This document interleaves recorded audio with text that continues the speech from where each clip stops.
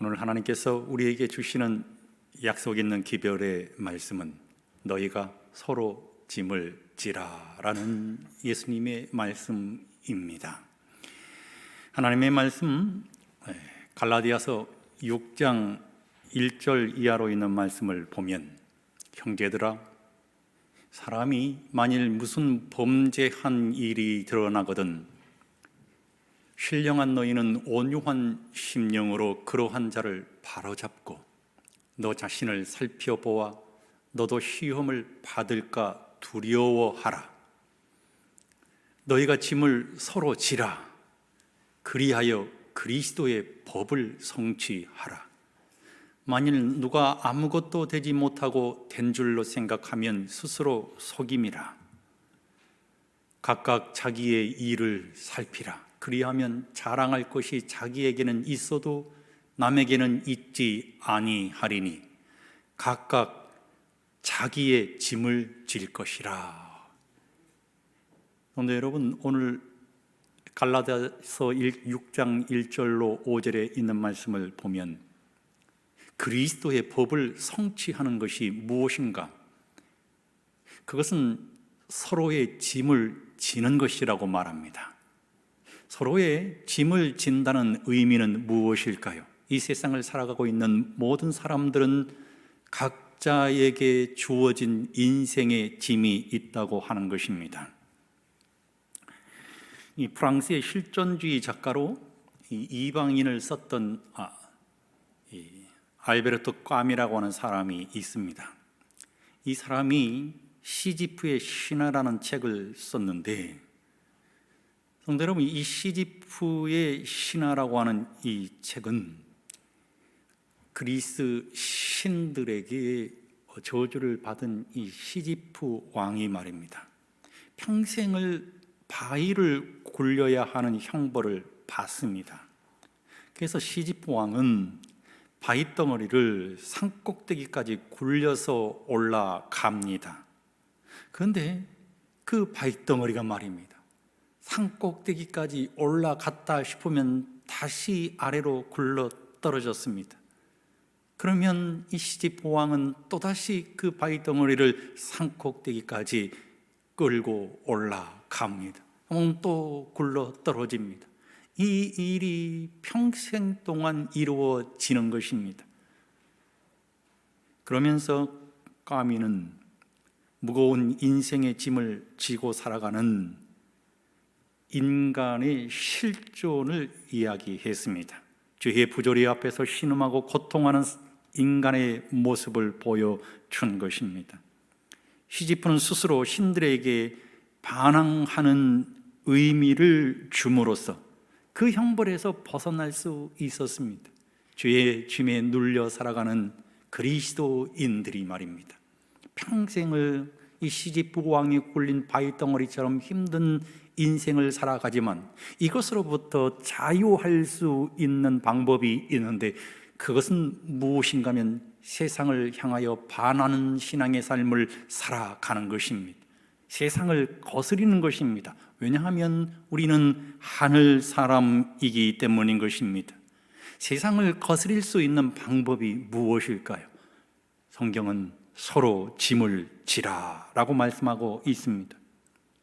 이 세상 삶을 살아가는 우리는 모두 다 큰 짐을 가지고 있습니다. 학생들은 공부에 짐이 있고, 또 장년들은 경제적인 짐이 있고, 가정의 짐이 있고, 직장의 짐이 있습니다. 우리 모두는 짐을 지고 살아갈 수밖에 없는 것입니다. 이런 감당하기 힘든 짐을 짊어지고 살아가는 우리의 대안은 무엇일까요?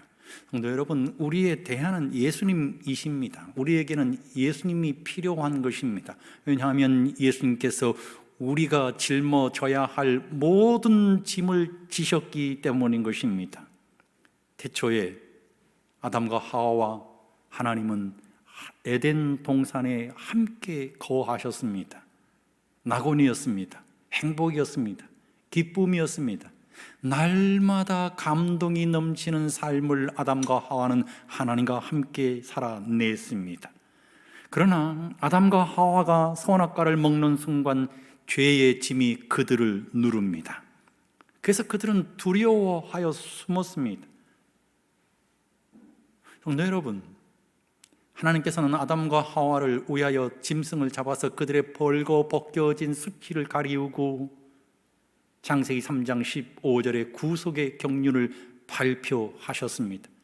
그러함에도 불구하고 아담과 하와는 인생의 큰 짐에 눌려서 살아갈 수밖에 없었는데, 창세기 3장 16절은 내가 수고하여 자식을 낳을 것이라 라고 기록하고 있습니다.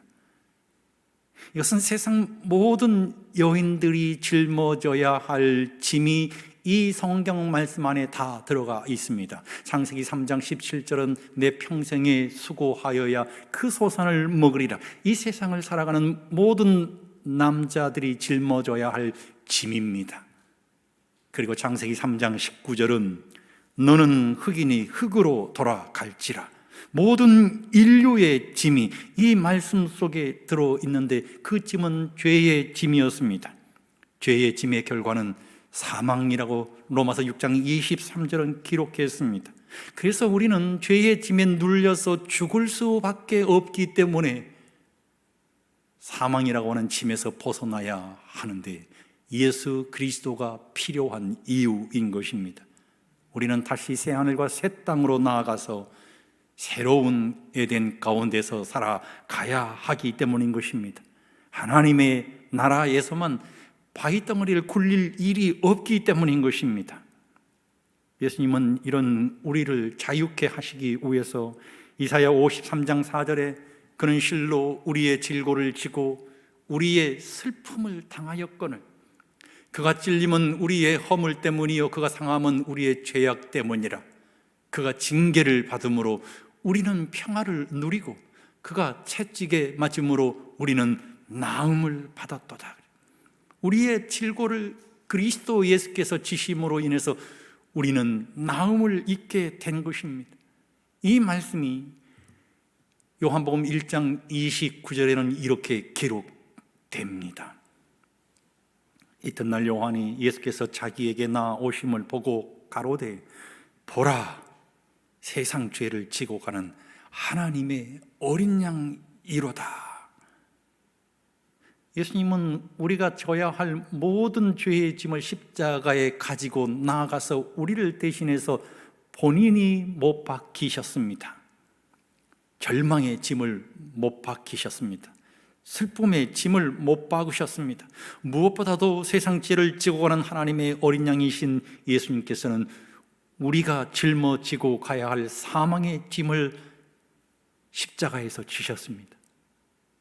둘째 사망의 짐도 예수님께서 지셨습니다.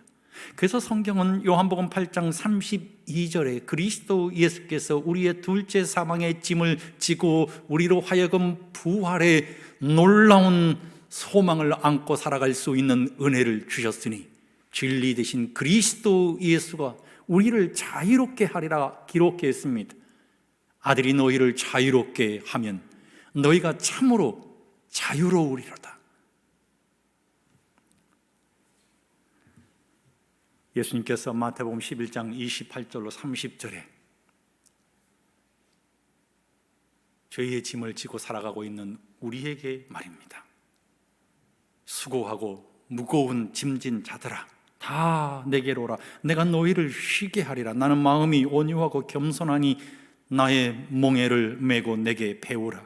그리하면 너희 마음이 쉼을 얻으리니 이는 내 몽에는 쉽고 내 짐은 가벼움이니라 하시니라 라고 말씀했습니다.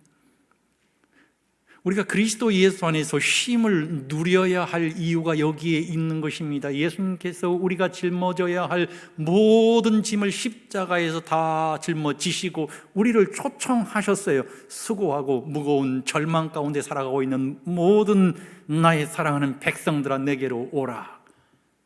내가 너희의 멍에를 맸다. 내가 너희의 짐을 지었다. 그러므로 너희가 가진 짐은 가볍다라고 그리스도 예수께서 우리에게 말씀한 것입니다.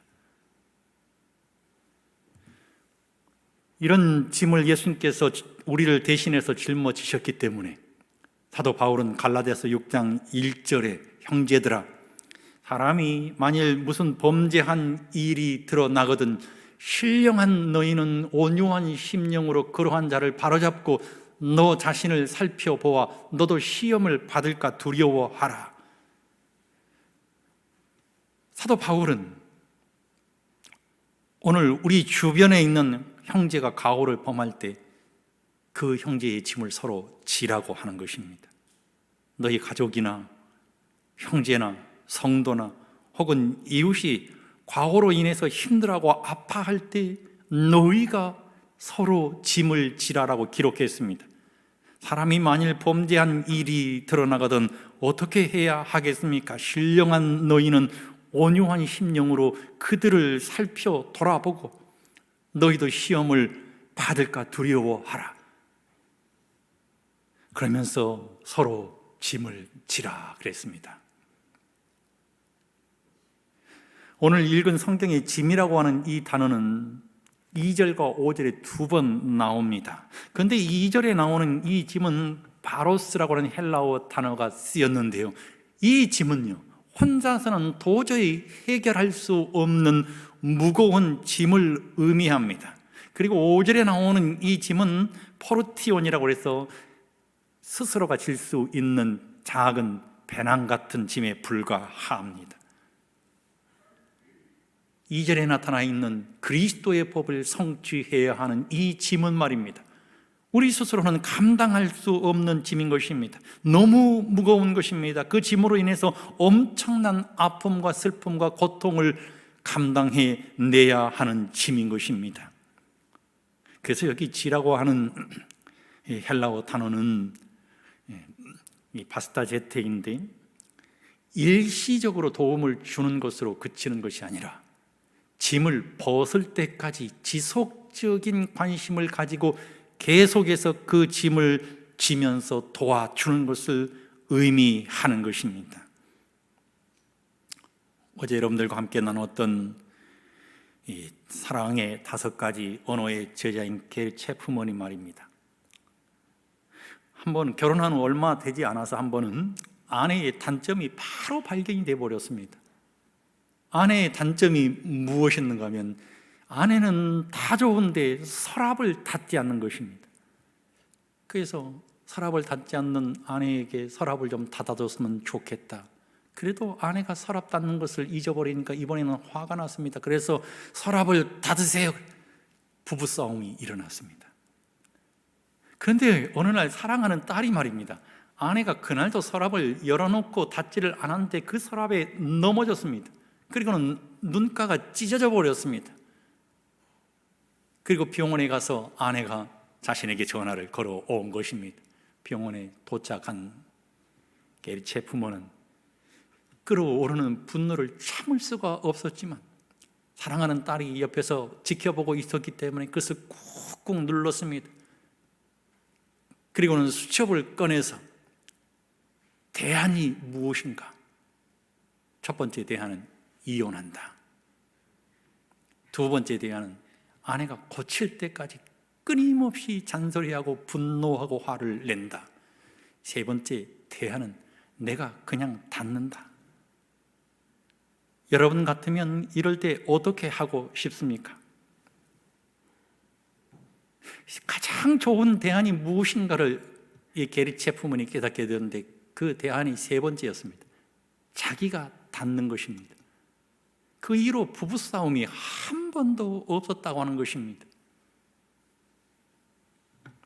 브런치 작가인 임동현이라고 하는 사람이 쓴 글인데요, 양말을 뒤집어 벗어 아무 데나 던져놓는 남편. 어떤 남편은 화장실을 쓰고 꼭 변기 커버를 올려놓고 나온다.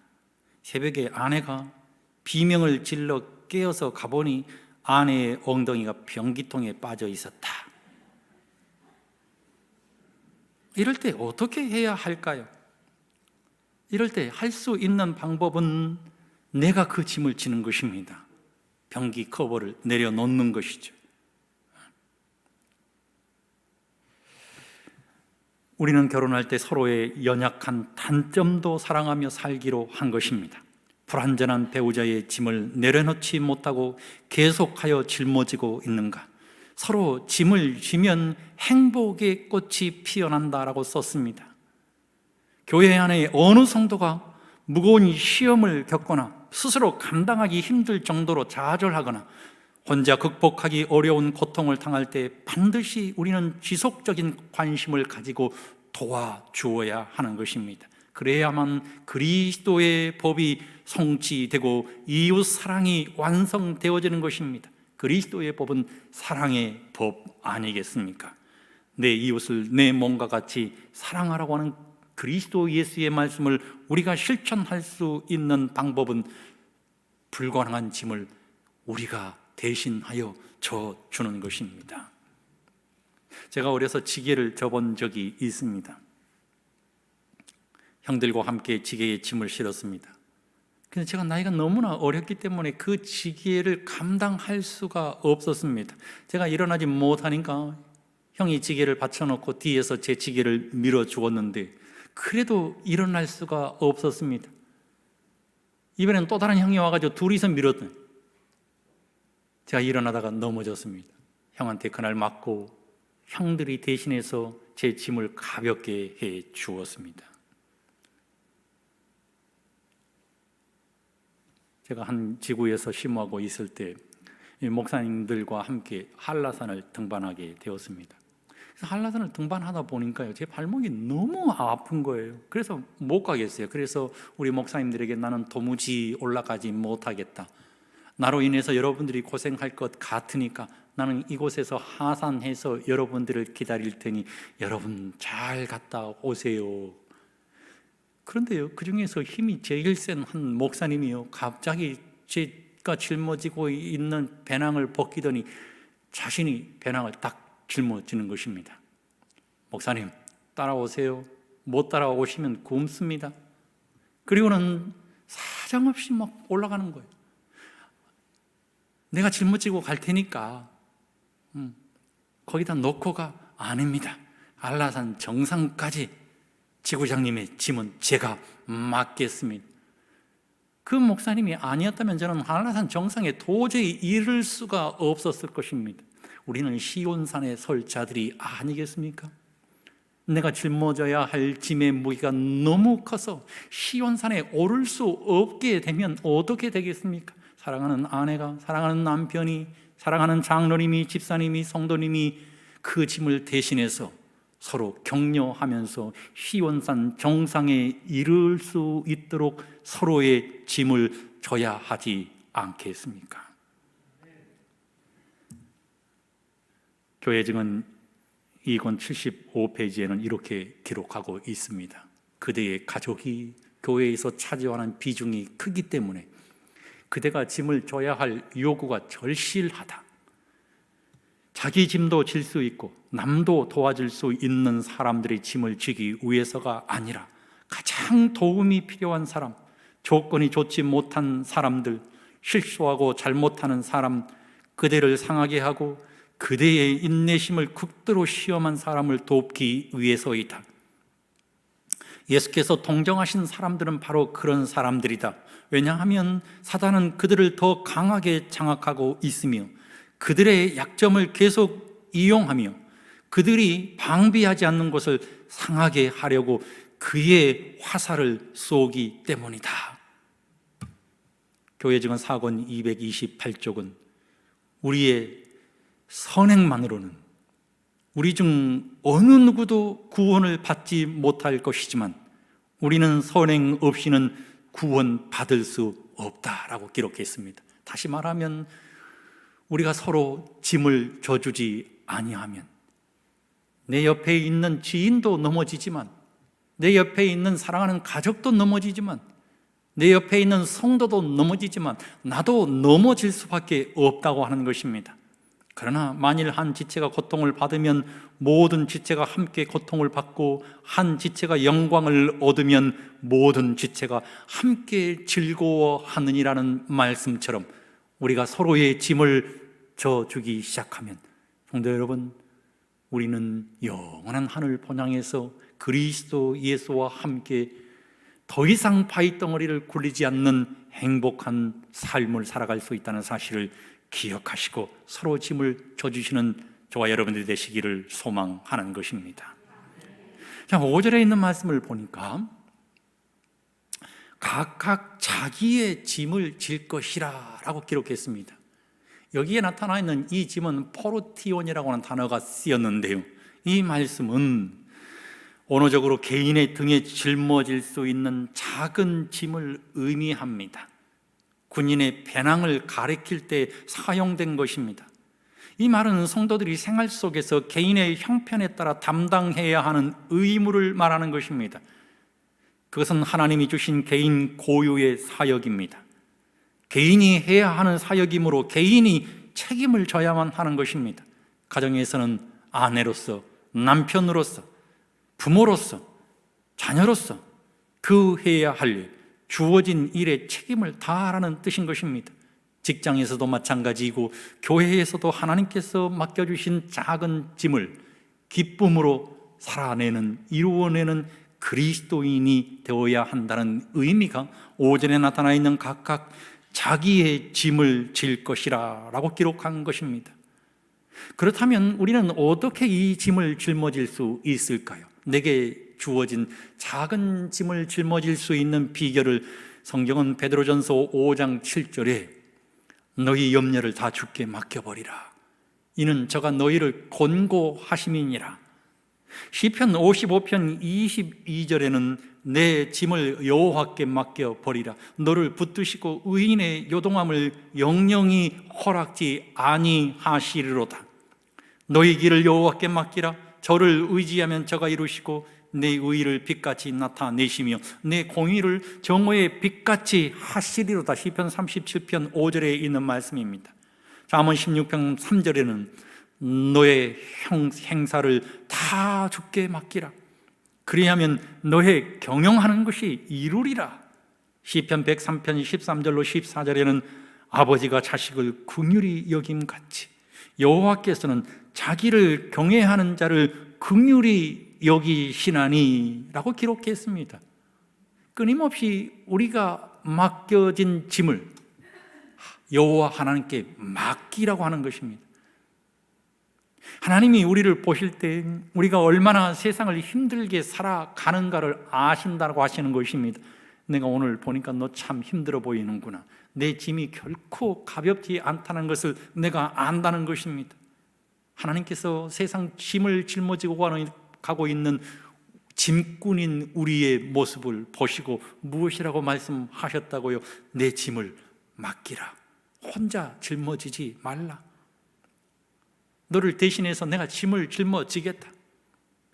그러면서 말입니다, 하나님께서는 자신을 가리킬 때 여호와라고 가리켰습니다. 여호와 말입니다. 이 말씀을 우리는 주목해야 하는 것입니다. 우리의 짐을 져주시는 분은 여호와 하나님이신 것입니다. 여호와 하나님은 구약 성경에 무려 6823번이나 기록되어 있습니다. 구약 성경 3권을 빼고는 다 여호와라고 하는 말씀이 기록되어 있는 것입니다. 여호와는 어떤 분이십니까? 창조주이시고 구속자이시고 천하 만물을 아무것도 없는 가운데서 말씀으로 창조하신 전지전능하신 하나님, 스스로 계신 하나님이 여호와 하나님인 것입니다. 그 하나님께서 오늘 우리를 향해서 말씀하시기를 너의 행사를 다 맡기라, 너의 경영을 내가 이루어 주겠다 말씀하신 것입니다. 좀 더 가벼운 걸음으로 걸어가라고 하는 것입니다. 하나님이 계시다는 의미가 아니겠습니까? 하나님이 계시니 신나지 않겠습니까? 기쁘지 않겠습니까? 하나님이 대신해서 내 짐을 짊어주시니 가볍지 않겠습니까? 그런데 이 하나님께서 말입니다, 구주께서는 당신의 백성들이 겪는 영적인 고통을 아신다. 저들의 마음이 때때로 얼마나 큰 상처를 입으며 피를 흘리시는지 아신다. 그분께서는 고통당하는 자들에게 위로와 도움을 주신다. 하늘 31페이지에 기록했는데요, 시편 68편 19절에 있는 말씀은 너무나 중요한 말씀입니다. 우리는 매일 일상의 삶을 통해서 우리가 짊어져야 할 작은 배낭과 같은 짐들이 있습니다.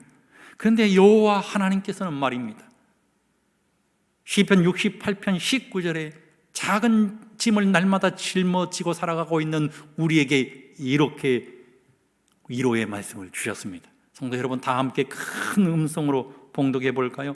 다 함께 봉독하겠습니다. 시작. 날마다 우리 짐을 지시는 주, 곧 우리의 구원이신 하나님을 찬송할지로다 그랬습니다. 아멘입니까? 하나님이 날마다 우리의 짐을 져주시겠다고 시편 기자를 통해서 마지막 시대를 살아가고 있는 우리에게도 약속해 주신 것입니다. 그런데 여러분, 이 서커스에서 말입니다, 가장 멋진 광경은 공중근해를 타는 것입니다. 공중근해 타는 거 보셨습니까? 공중에서 고개를 하면서 새가 되어서 날아가는 고개사의 모습은 예술이고 고개사의 모습은 마술과 같습니다. 예술의 극치, 예술의 경지를 보는 것입니다. 관중들의 시선을 한숨에 사로잡아 버리는 고개사의 모습 말입니다. 그런데 우리가 놓치지 말아야 할 것이 하나 있다고 합니다. 그것이 무엇인가 하면 공중을 날아다니는 고개사의 손을 잡아주는 사람이 있다고 하는 것입니다. 그것도 거꾸로 매달려서 손을 내밀고 자신을 향해서 다가오고 있는 고개사의 손이 있다고 하는 것입니다. 공중 고개사가 자신의 손을 잡아주는 그네에 매달려 있는 사람이 있기 때문에 공중에서 비상할 수 있다고 합니다. 공중에서 서너 바퀴를 돌아서 그 손을 잡아낼 수 있다고 하는 것입니다. 그렇다면 이 세상을 살아나가면서 말입니다, 가볍게 도약하고 기쁨으로 살아가고 신나게 춤을 추면서 살아갈 수밖에 없는 우리의 손을 잡아주시는 분이 하나님이시라는 사실을 우리는 기억해야 하는 것입니다. 그 하나님께 우리의 모든 짐을 맡겨야 하는 것입니다. 이사야 41장 10절은 두려워 말라, 내가 너와 함께 함이니라. 놀라지 말라, 나는 너의 하나님이 됨이니라. 내가 너를 굳세게 하리라. 참으로 너를 도와주리라. 참으로 나의 의로운 손으로 너를 붙들리라. 이 놀라운 약속의 말씀을 붙드시고 하나님께서 우리에게 주신 각각의 짐을 신나게 깃털처럼 짊어지시는 우리 모든 성도들이 되시기를 주님의 이름으로 간절히 축원드립니다. 이제 우리 찬미 121장을 앉으신 채로 부르시겠습니다.